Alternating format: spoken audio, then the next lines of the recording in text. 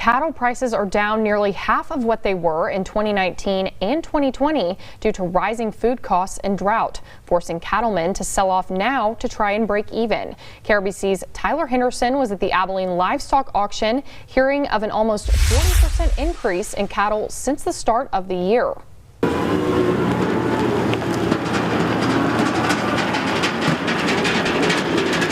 Trucks were lined up, bumper to trailer, trying to get into the Abilene livestock auction. We have something like this every 10 to 12 years. Longtime cattleman Rex Bland says it was hundreds of head of cattle being unloaded. This may be the worst one. I know out there my water has dropped off worse than it did any of the other times. Amidst one of the hottest, driest summers the state has ever seen. It's a little louder than it usually is here on the Abilene Livestock Auction Catwalk, as almost 800 more head of cattle are here today waiting to get sold because of this year-long drought that has food supplies down and water supplies down across the big country. Speaking of the GM, it's not just here in Abilene, but across the big country where cattlemen are trying to sell off their animals just to make a little bit of profit, even if that means staying up to all hours of the night.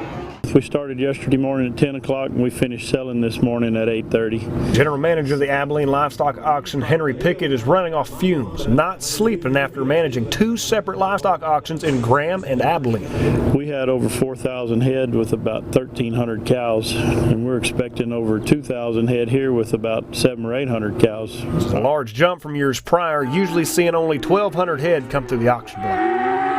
Not only the calves are coming to town lighter, but a lot of young cows that need to stay in the country are coming to town. With some even selling out just to stay afloat after not being able to feed their animals. But for Rex Bland, a cattleman since 1968, he knows exactly what it'll take to get out of this drought.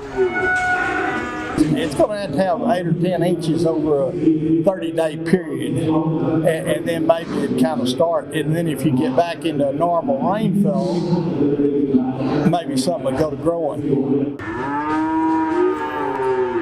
In Abilene, Tyler Henderson, KRBC, Abilene's local news.